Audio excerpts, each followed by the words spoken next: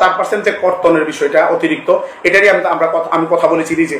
আমি তাদেরকে বলছি যে হাইকোর্টের রায় আছে আমার কাছ থেকে যখন আপনি 6% কাটতেন, আপনি আমাকে 100 মাসের সুবিধা দিতেন সর্বশেষ আমার মূল বেতনে। এখন আমার কাছ থেকে 10% নিচ্ছেন, অতিরিক্ত 4%। এটার জন্য আমি কেন অতিরিক্ত সুবিধা পাবো না? আমরা কোর্টে রিট করেছি, রিট আমাদের পক্ষে রায় এসেছে। সরকার তখন বলেছিল যে আমাদের এই সুবিধাটা দিবে, এটা আপনারা না দেওয়ার জন্য।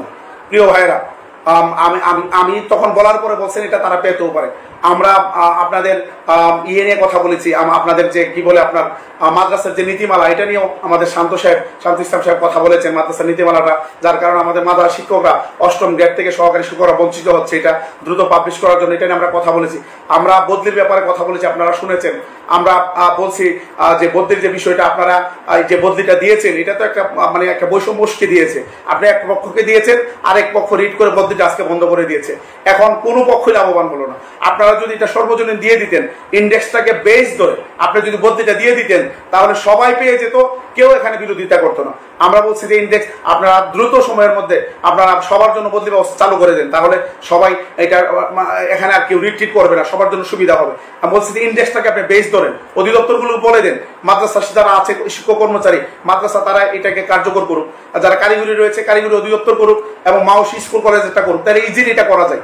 ওনারা বলেছেন যে আমরা সর্বজনীন বদলির জন্য একটা কমিটি আমরা গঠন করেছি। আমাকে একজন ডেপুটি সেক্রেটারি মহোদয় দেখানোর চেষ্টা করছিলেন যে কমিটির বিষয়টা। তো সব মিলিয়ে আরো অনেক কিছু বলেছি, সবগুলো তো আসলে এখানে শেয়ার করা সম্ভব না, লম্বা সময় আপনাদের ধৈর্য ত্রুটি করবে।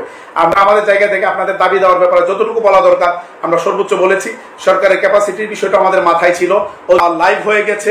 আমাদের সামনে কর্মসূচি রয়েছে, আপনারা জানেন। এই ব্যাপারে দু একটি কথা বলতে চাই। আগামী দিনে আমাদের একটি কর্মসূচি রয়েছে। আমরা যদি সরকার আমরা এই সপ্তাহের মধ্যে আমাদের বাড়ি ভাড়ার হিসাবটা ইনশাল্লাহ দেওয়ার চেষ্টা করবো। আমরা গতকালকে রাতে জোটের মিটিংয়ে সিদ্ধান্ত নিয়েছি, এবং আরেকটি সিদ্ধান্ত নিয়েছি আমাদের কর্মচারী ভাইদের প্রতি খেয়াল রেখে এবং যাদের স্কেল কম তাদের প্রতি খেয়াল রেখে। কারণ তারা যদি আপনার শতাংশ হারে হয়, তাদের জন্য হয়তো এটা কম হয়ে যাবে।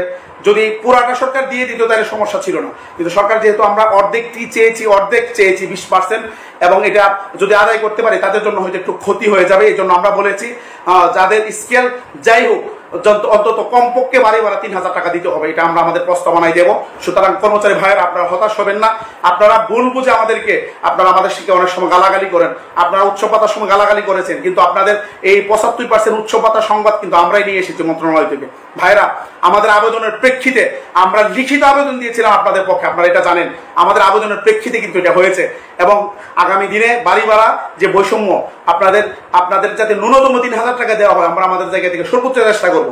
সুতরাং আপনারা আমাদেরকে গালি না দিয়ে, অন্যের ফাঁদে পা না দিয়ে আপনারা বরং আমাদেরকে সহযোগিতা করেন, আমাদেরকে উৎসাহ দেন। আমরা